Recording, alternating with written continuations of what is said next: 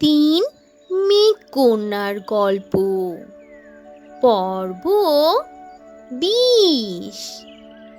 মেঘকন্যারা তো নিজেদের মধ্যে ঝগড়া নিয়েই ব্যস্ত ছিল। তখন টুনি মেঘকন্যাদের ঝগড়া থামিয়ে টুনি আর জঙ্গলের অন্যান্য পশু পাখির কতটা যে ভোগান্তি হচ্ছে মেঘকন্যাদের এসবের কারণে আর এতটা গাফিলতা থাকার কারণে সেই সবটা খুলে বলে। আর টুনির মুখে মেঘকন্যারা সবটা খুব মন দিয়ে শুনতে থাকে।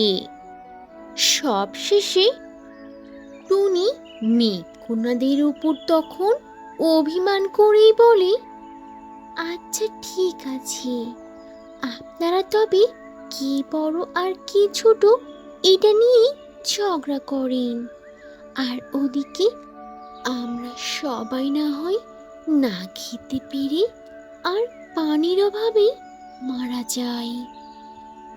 টুনি এসব কথা শুনে তো তখন তিন মেঘকন্যা তাদের নিজেদের ভুলটা বুঝতে পারে। আর তখন তারা টুনিকে বলে, ওহো টুনি, আমাদের তো বড়ই ভুল হয়ে গেছে গো। তুমি এখন আমাদেরকে জলদি করে মুক্ত করে দাও, আর আমি কথা দিচ্ছি এমন ঘটনা এরপর থেকে আর কখনোই হবে না। আমি আমার দায়িত্ব একদম ঠিকঠাক পালন করব, আর জঙ্গলের বৃষ্টিপাত একেবারেই আর এভাবে বন্ধ হবে না। যথাসময়ে সব সময় বৃষ্টিপাত হবে জঙ্গলে। এখন তুমি জলদি করে আমাকে মুক্ত করে দাও প্লিজ।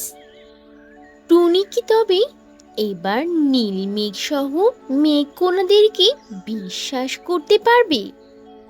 আর টুনি কি পারবে মেঘকন্যাদেরকে এই লোহার জাদুর শিকল থেকে রক্ষা করে মুক্ত করতে?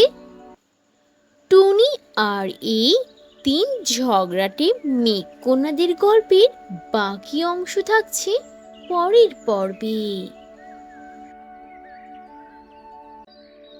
তো বন্ধুরা, এই ছিল আজকের গল্প। গল্পটি থেকে কি শিক্ষা পেলে তা অবশ্যই কমেন্ট করে জানাবে, আর ভালো লেগে থাকলে একটা লাইক করে দেবে। আর এখনো যদি চ্যানেলটি সাবস্ক্রাইব না করে থাকো তাহলে এখনই লাল রঙের বাটনটি চেপে চ্যানেলটিকে সাবস্ক্রাইব করে দাও, আর অল দিয়ে নোটিফিকেশন প্রেস করে রাখো। তাহলে বন্ধুরা, আজ এখানেই শেষ করছি। আবার দেখা হবে নতুন কোনো ভিডিওতে, নতুন কোনো গল্প নিয়ে। সে পর্যন্ত তোমরা সবাই ভালো থাকবে আর নিজেদের প্রতি খেয়াল রাখবে। আল্লাহ হাফিজ।